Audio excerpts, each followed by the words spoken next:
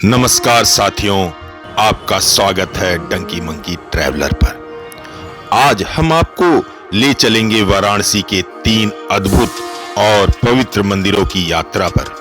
दुर्गा मंदिर, तुलसी मानस मंदिर और संकट मोचन मंदिर।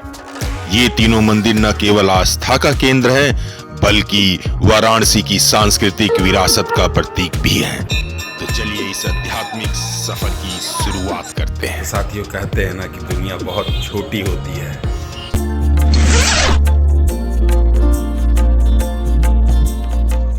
तो साथियों, इसी क्रम में हम बढ़ चले बैटरी रिक्शा लेकर और रास्ते में पहुंचे मां दुर्गा के मंदिर के पास।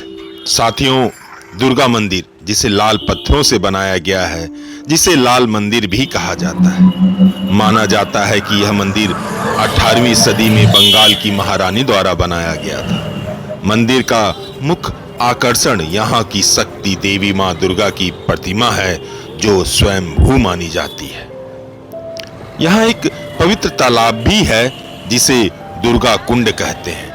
यह मंदिर नवरात्रि के दौरान विशेष रूप से सजाया जाता है और हजारों श्रद्धालु यहाँ दर्शन करने आते हैं। साथियों, हम इससे पूर्व की संध्या रात्रि में यहाँ पर आए थे, तो उसका कुछ क्लिप आपको लगा देते हैं। अगर आप वाराणसी आए तो दुर्गा मंदिर जरूर आएं और मां दुर्गा का आशीर्वाद लें। अब चलिए अगली मंजिल की ओर बढ़ते हैं, जो है तुलसी मानस मंदिर। साथियों, आपका बहुत बहुत स्वागत है इस प्रस्तुति में जो हो रही है तुलसी मानस मंदिर काशी से। आइए श्री राम के दर्शन करते हैं इस शिव नगरी वाराणसी में।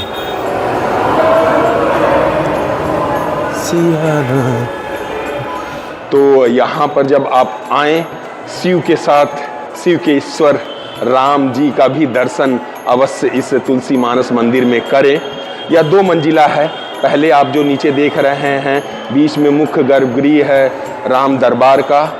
उसके बाएं बगल में है माता अन्नपूर्णा और शिव जी, और उसके दाएं तरफ हैं सत्यनारायण लक्ष्मी नारायण जी। अब दूसरे मंजिले पर आएंगे आप तो आपको कुछ इस तरह नजर आएगा। और तुलसी मानस मंदिर कि जब आप दूसरे मंजिले पे जाएंगे तो वहां पर 10 रुपया शुल्क के साथ आप प्रवेश करते हैं और देखते हैं बहुत ही मनोरम, मन को भा जाने वाले श्री राम, कृष्ण, मां दुर्गा, शिव पार्वती जी से जुड़ी हुई झांकियां। साथियों, आप इन झांकियों का लुत्फ लें, तब तक मैं आपको इस मंदिर के इतिहास से जोड़ता हूं। तो इस मंदिर का निर्माण वर्ष 1964 में किया गया था। साथियों, इसे प्रसिद्ध उद्योगपति श्री कामेश्वर सिंह ने बनाया था। यह मंदिर उस पवित्र स्थान पर स्थित है जहां पर महाकवि गोस्वामी तुलसीदास ने रामचरितमानस की रचना की थी। माना जाता है कि रामचरितमानस, जो श्री राम की कथा को अवधी भाषा में प्रस्तुत करता है, हिंदू धर्म के अनुयायियों के लिए एक अमूल्य धरोहर है। जैसा कि मैं वीडियो में बताया कि इसके चारों तरफ इन मंदिर के दीवारों पर रामचरितमानस ही लिखा गया है। यह मंदिर न केवल एक धार्मिक स्थल है बल्कि भारतीय साहित्य और संस्कृति का भी महत्वपूर्ण प्रतीक है। अगर इस मंदिर की वास्तुकला की बात की जाए तो यह मंदिर पूरी तरह सफेद संगमरमर से बना है, जो इसकी भव्यता और शांति को बढ़ाता है। और यहाँ भगवान राम, माता सीता, लक्ष्मण, हनुमान जी की सुंदर प्रतिमाएं तो आपने देखी ही।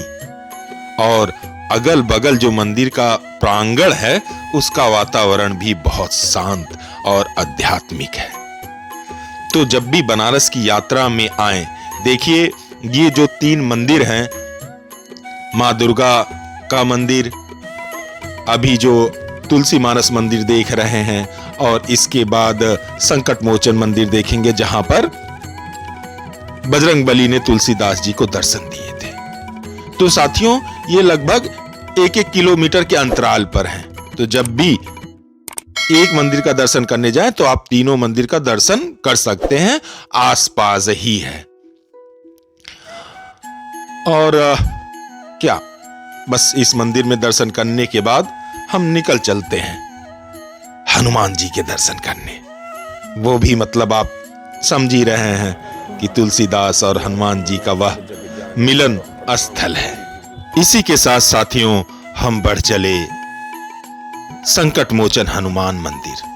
साथियों यह तुलसी मानस मंदिर से लगभग 1 किलोमीटर की दूरी पर ही है और यह वही स्थान है जहां पर राम के अनन्य भक्त बजरंगबली हनुमान जी ने दर्शन दिया था तुलसीदास को और उनका मार्गदर्शन किया था कि कैसे और कहां पर उन्हें प्रभु श्री राम के दर्शन होंगे। तो इस मंदिर का निर्माण 16वीं शताब्दी में गोस्वामी तुलसीदास जी ने कराया था। 2 रास्ते हैं, एक जो यह प्राचीन मार्ग देख रहे हैं आप, शुरुआत में देखे होंगे एक माइलस्टोन पे लिखा था, तो हम इस रास्ते से बढ़ चलते हैं आगे, क्योंकि मंदिर पर कोई भी इलेक्ट्रॉनिक सामान आपको ले जाने नहीं देते हैं, तो मैं आपको अपने दर्शन की अनुभूति को बताता चलता हूं। मुझे याद है ये मंदिर का प्रवेश द्वार देख रहे हैं फिलहाल। तो साथियों हनुमान संकट मंदिर बनारस से दर्शन करके आ गए हैं। अंदर मोबाइल अलाउड नहीं है, कोई भी इलेक्ट्रॉनिक डिवाइस, इसीलिए अंदर मंदिर का परिसर का नहीं बनाए। और आपको बताता चलूँ यह वह स्थान है जहां पर बजरंगबली जी ने दर्शन दिया था तुलसी जी को और यह बताया था कि आपको राम जी का दर्शन कहाँ पे होगा, और वह बताया था चित्रकूट के राम घाट पर, जिसकी प्रस्तुति मैंने आपको दी है। और तुलसीदास जी के राम के दर्शन के पीछे की जो कथा है वह भी बताई है, और वह यहीं से ही प्रारंभ होती है। राम भक्त अंदर जाएंगे तो आप वहाँ पे पेड़ा हुआ, लाल पेड़ा हुआ, वह भी खरीद सकते हैं। मंदिर परिसर या मंदिर ट्रस्ट द्वारा ही बनाया जाता है, तो काफी अच्छा, मैंने खा के देखा तो काफी स्वादिष्ट और गुणवत्ता था। तो साथियों मैं कह रहा था कि मेरा जो अनुभव था, तो जब मैं प्रवेश किया तो पाया वहां पर पूरा संकीर्तन चल रहा था, और उसकी एक पंक्ति मुझे अभी तक याद है, लंका में डंका मचाए दियो रे बजरंग बली। तो बहुत अद्भुत और बहुत ही दिव्य और शक्तिशाली आपको एक अनुभूति होगी। तो जब भी आए तो देखिए इन तीनों मंदिरों का दर्शन करना अनिवार्य है।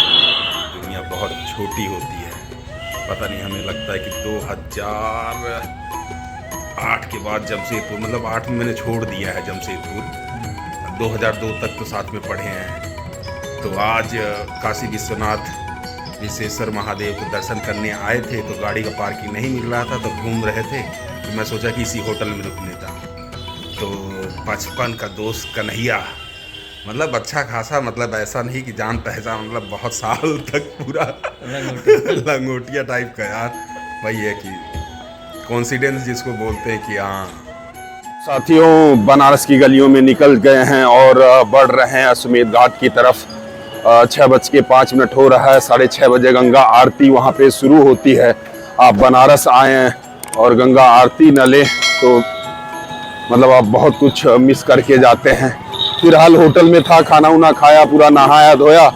अब जैसा बताया कि त्वरित गति से एकदम भाग रहे हैं अश्वमेध घाट की तरफ। तो साथियों दशाश्वमेध घाट के एकदम समीप पे आ गए हैं, बस प्रवेश करने वाले हैं। तो आप यहाँ पे food court, veg restaurant, deluxe शौचालय, लोगों की भीड़, महादेव के भक्त सब हैं यहाँ पे। सारी सुविधा, सारा चीजें आप देख सकते हैं। दशाश्वमेध घाट पे आएंगे तो यहाँ पे 10 घोड़ों के ऊपर महादेव। बोट पे अकेले आया हूँ का?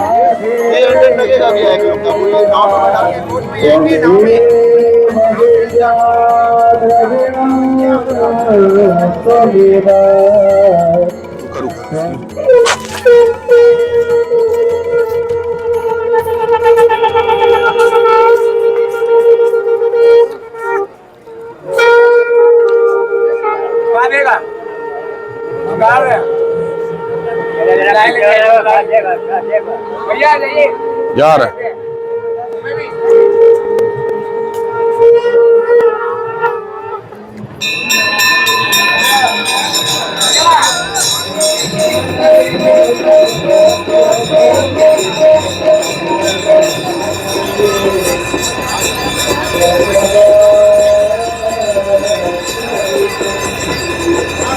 अभी आप देख रहे होंगे तो अब मोर पंखी से आरती की जा रही है।